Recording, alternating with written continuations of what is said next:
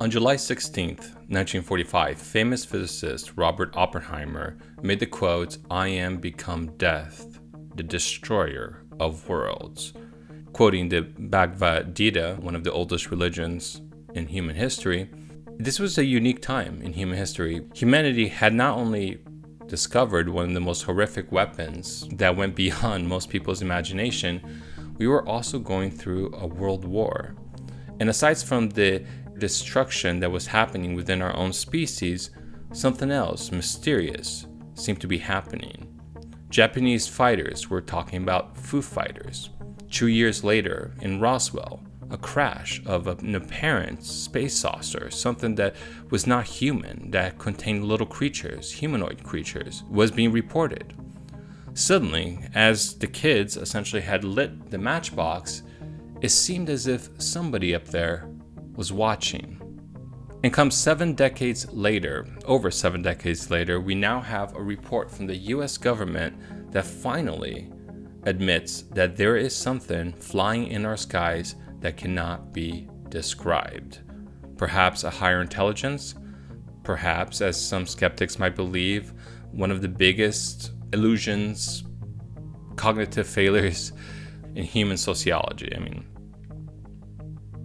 granted, I wouldn't be making this episode if I believed that. But if you're curious to know more about this report, please stay tuned.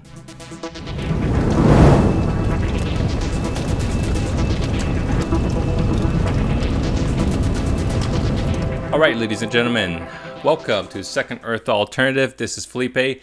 It's been about 2 weeks, and usually I try to post at least one episode a week, but I've been out of town. I've been in Lake Tahoe visiting my little brother. He's up there coaching the San Francisco State soccer team, and I haven't been able to see him since he's had his 2 kids. So I'm very happy to have made that visit. I was there for about 10 days. While I was there, I definitely got some requests from the viewers to dissect this preliminary assessment about the unidentified aerial phenomenon that was given by the government. What can I say? It's 9 pages. I mean, that's not much for something that has been happening since perhaps the dawn of humanity. But we're going to go ahead and break it down nonetheless and showcase some potential inconsistencies and some very interesting statements that seem to indicate that aliens, extraterrestrial aliens, might actually indeed be visiting our skies. So instead of just reading this report right away, I'm going to do something more interesting. I'm just going to give you a few numbers. And I think with these numbers, it actually kind of tells most of the story of what this report is all about. 144. This is the amount of UAP, UFO incidences that were being mentioned or were being studied as part of this report. 80. That's the number of incidences that were witnessed with multiple censors. 18. That's the number of incidences that seem to have uncharacteristic flying patterns. They're essentially defying the laws of physics. Here's an interesting one. 11. That's the number of near misses that have occurred. And when I say near misses, I'm talking about like it almost crashed. Here's one they just made up. Near miss.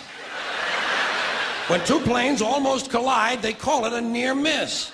It's a near hit. A collision is a near miss. Look, they nearly missed. 9, that's the number of pages it took for the USG to explain mysterious phenomenon that has, as we said earlier, been happening since the dawn of humanity.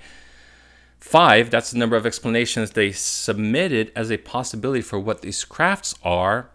1 is the number of debunked cases that they had out of the 144 incidences, which is not a lot. And here are some really interesting numbers. $22 million. That's the amount that was spent on the Advanced Aerial Threats Identification Program.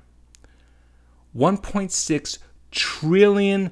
Though this is not in the reports, I just wanted to highlight that this is the amount of money that was spent on the F-35, which, as it says here, the U.S. Air Force quietly admits the F-35 is a failure.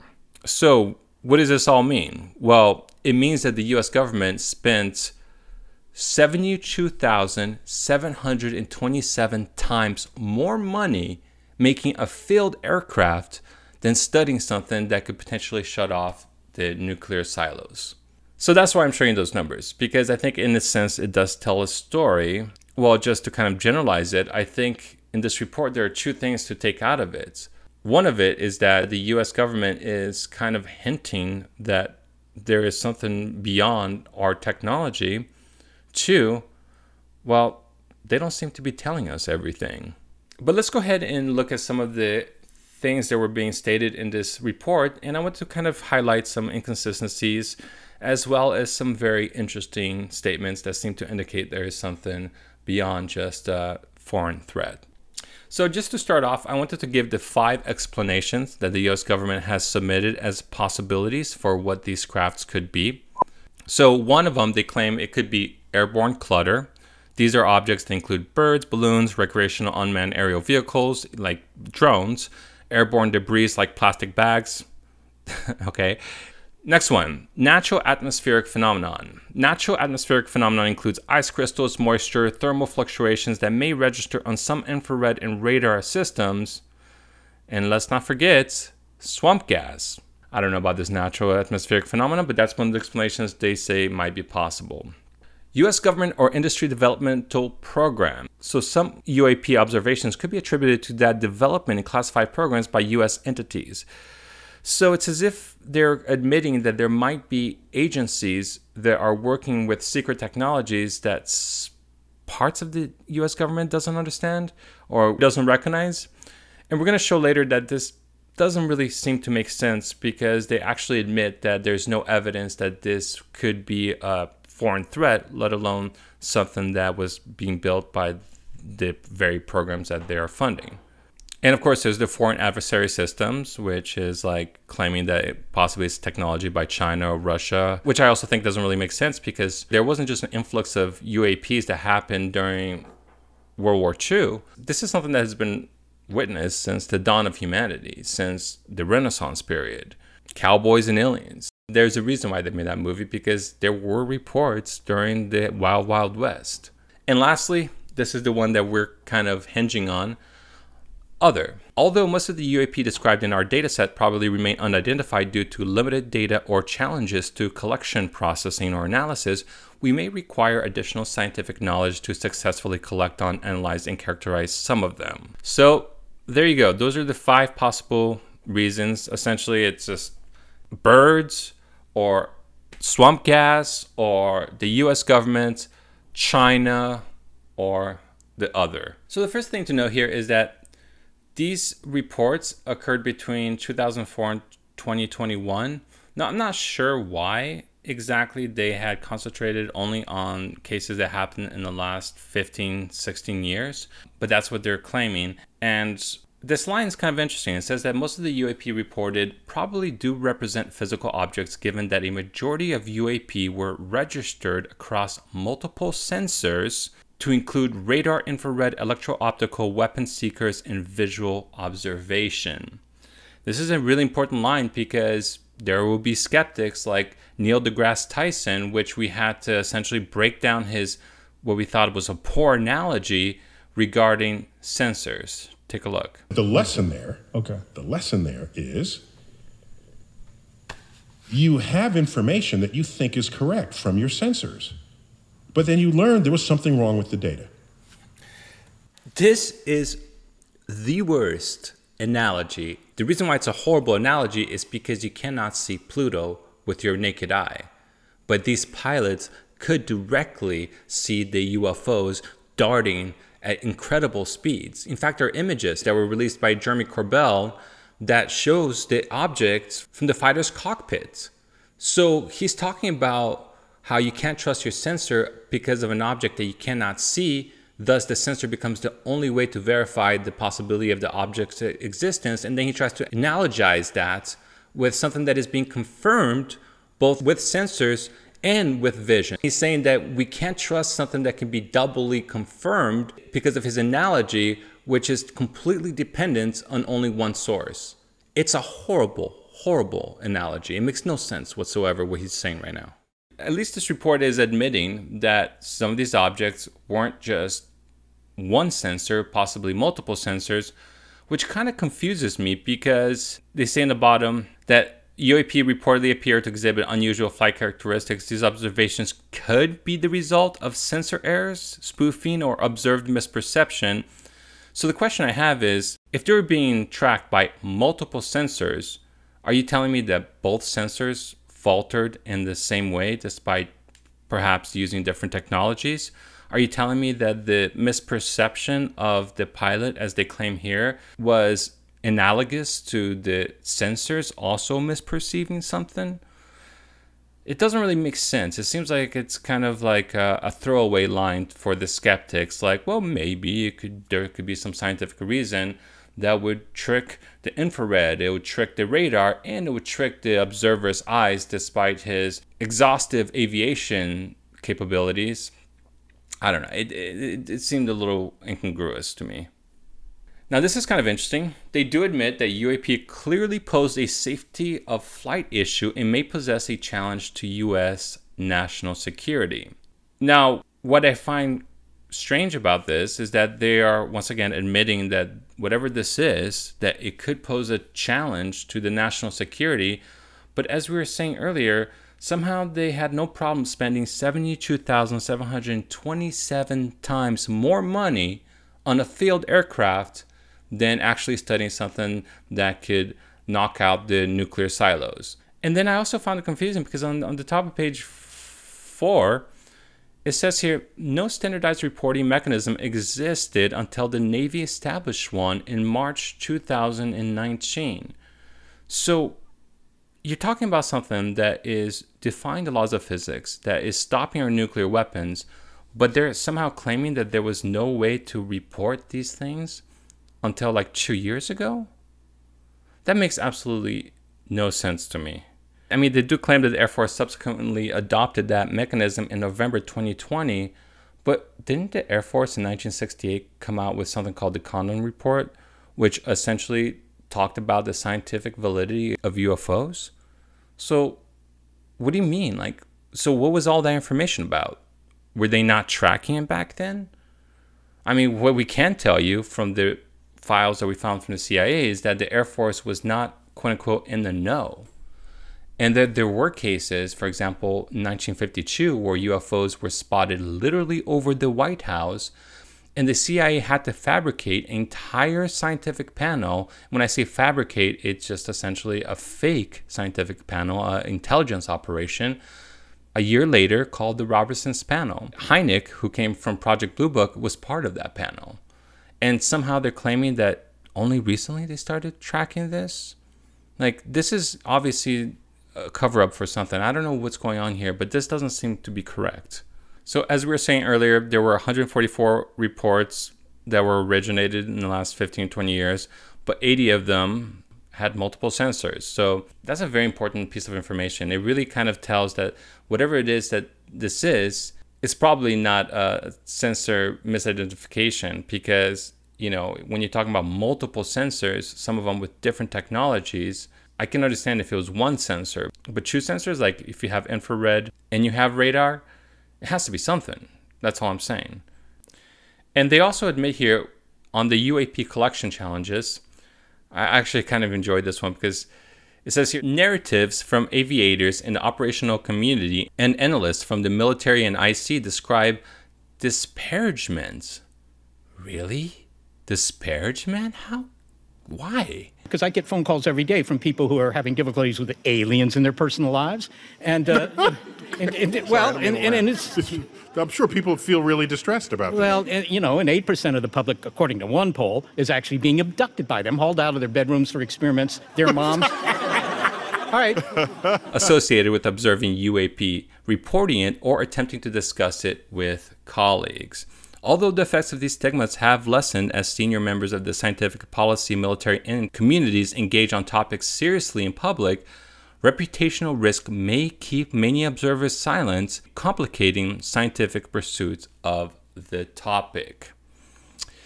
So let me ask you a quick question. If it was garbage bags, as they were implying at one point, if it was birds, if it was some advanced weapons from China, why would it be embarrassing? I would assume that it would only be embarrassing if the person who witnessed this was absolutely certain that what they witnessed was something that could not be of this planet. That's the only way that this little segment makes sense to me, because you're talking about trained aviation experts who already have incentives not to talk about this, but they feel the need to talk about it anyway, so there must have been something extraordinary that they witnessed. And something that also didn't quite make sense is that they talk about how UAP sightings also tended to cluster around U.S. training and testing grounds, but we assess that this may result from a collection bias as a result of focused attention, greater number of largest generation sensors operating in those areas, unit expectations, and guidance to report anomalies. Now, I think scientifically speaking, it's like they're doing their due diligence. They're talking about, well, it could just be a bias because we have these better sensors on these bases, and that would allow us to collect more data on these bases as opposed to just some random crack in the wall desert place. I get it. But over here on page 6, it says that the UAPTF has 11 reports of documented instances in which pilots reported near misses with a UAP. So the point I'm trying to make here is a near miss is not just a UFO sighting. A near miss is somebody literally coming right towards you, possibly about to hit you. And it's not just the military, the US government, who has been reporting this. We talked about on this channel how many pilots, airline pilots, commercial pilots, have also experienced the same phenomenon where they see an object that is not only extraordinary, but that seems to be almost playing chicken with them, as if they're literally trying to flex their muscles, like just showing how capable they are by flying as if they're going to crash into the object and essentially somehow weaving out of the way. Now, I don't know of any crashes that have happened. So it is interesting that the military has 11 reported cases of this chicken game or them flexing their capabilities. But if this is true, and it's true that airline pilots also have consistently described this, it would stand to reason that the ability of them seeing this in UFO bases may not necessarily be a collection bias. Given that in 1945, when we set off the nuclear weapons, suddenly UFOs were being spotted. Suddenly, during World War II, there were these foo fighters that were described following the airplanes. Does it make sense that in 1947, the first supposed alien crash that we have, I mean, I think there were more, but the one that's most publicized happened in Roswell, a place where they actually test nuclear weapons? Is it a coincidence that some of the most credible cases regarding UFOs come from nuclear silos? What I'm trying to say is I think that the evidence that they have seems to indicate that this is much more than just some kind of information bias. It seems like whatever these things are, they are genuinely interested in our military advancements.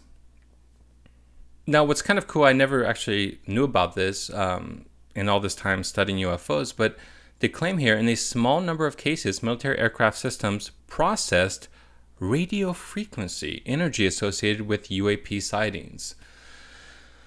That's interesting. I mean, if it's radio frequency, I honestly would not have expected that some foreign intelligence that somehow is able to come to Earth from some exotic place, whether it's a different planet or a different time or whatever, that they would be using the same radio frequency technology that we use. It's one of the reasons why I always thought SETI was pointless, because it's only a small fraction that humanity will probably be using radio frequency. So if it's true, this is definitely news to me. It's also interesting because I think when they tried to listen to Oumuamua, the interstellar object, they got a blank. They were able to get no radio frequency. Nothing is definitive by this, but just interesting information that I never heard about. Now, this report does admit that depending on the location, volume, and behavior of hazards during incursions on ranges, pilots may cease their tests and or training and land their aircraft, which has a deterrent effect on reporting. So you're telling me that whatever you're watching is so damn freaky, so strange, that you literally have to abort your mission, and that in itself is compromising the scientific integrity of the collection of this data? Holy God. I think that in itself is some very interesting information, because once again, it seems like whatever they're experiencing is probably much more than just a balloon or a flock of birds.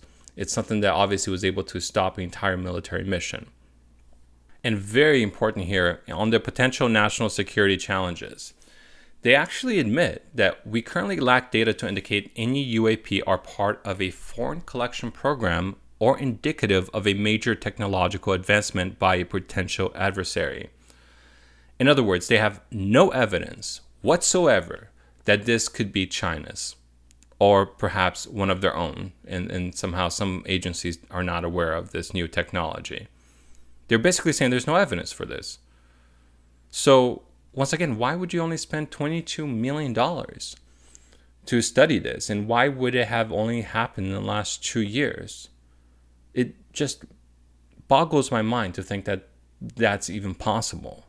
So it says here in the bottom of page 6, as the dataset increases, the UAPTF's ability to employ data analytics to detect trends will also improve. The initial focus will be to employ artificial intelligence, machine learning algorithms to cluster and recognize similarities and patterns and features of the data points. I think it's going to be very funny and awesome when suddenly the AI is like, bro, you got a lot of aircrafts that are just playing chicken with your military crafts and commercial pilots. And so, yeah, that's probably not a bird. Of all the cases that they have, 18 of them seem to defy the laws of physics. But the point is, it only takes one. They're claiming there's 18 objects that they've captured with multiple sensors that are defying the laws of physics. It only takes one to prove the existence of extraterrestrial aliens or some kind of exotic intelligence that seems to be visiting Earth. It says here on top of page 7, the majority of UAP data is from U.S. Navy reporting, but efforts are underway to standardize incident reporting across U.S. military services and other government agencies to ensure all relevant data is captured with respect to particular incidences in any U.S. activities that might be relevant. The UAPTF is currently working to acquire additional reporting, including from the U.S. Air Force, and has begun receiving data from the Federal Aviation Administration. So this is actually something we talked about. We talked about how the U.S. Navy has essentially been responsible for tracking these UFOs, though I think it's been happening much longer than 16 years. But one thing that they failed to mention in this report, which I thought was, I couldn't believe that they didn't mention this, is the fact that some of these crafts are transmedium crafts, meaning they can literally fly from space to Earth, and then suddenly from our atmosphere they can go and dive deep into the ocean. And it kind of bothers me, to be honest with you, that they didn't mention this, because it's as if they're kind of hiding something. The very first UFO that I ever talked about on this channel in the first episode was regarding a sphere that I saw in the middle of the ocean that just dove into the water. I think one of the last released videos from the U.S. Navy, as provided by Jeremy Corbell, shows a spherical object just floating there and then suddenly diving into the water. To me, this is independent confirmation that at once I thought there was a UFO that I spotted, and then suddenly the U.S. Navy has a video that seems to show the same thing. So why is that not mentioned here? Why are they not mentioning the fact that UFOs are also USOs? Unidentified submersible object, hence the fact that the U.S. Navy has been on this longer than the U.S. Air Force. Not to mention that document that we talked about regarding the CIA and how they essentially created that 1953 intelligence panel, the Robertson's panel. Well, that whole document was about the U.S. Air Force attempting to get data from the CIA regarding UFOs, and the CIA was like, nope, we're not giving you crap. So in creating the 1968 Condon reports, the U.S. Air Force wasn't even privy to the knowledge of what was happening with the previous UFO investigations or cases, as happened in 1952 when it was witnessed over the White House. And regarding the FAA, it's kind of interesting that they talk about the FAA continuously monitors its system for anomalies, because I think for a long time, the person who is getting the information from the FAA regarding UFO cases or cases that cannot be identified, well, that was the billionaire Bob Bigelow, who went on 60 Minutes and essentially said that aliens are real. Do you imagine that in our space travels we will encounter other forms of intelligent life? You don't have to go anywhere. You can find it here. Yeah. And I think at one point they did mention the possibility of extraterrestrials, but they also never mentioned time travel. And I thought that was kind of interesting, because I've heard from military personnel that perhaps the Greys might be time travelers. And I've heard this in many other cases.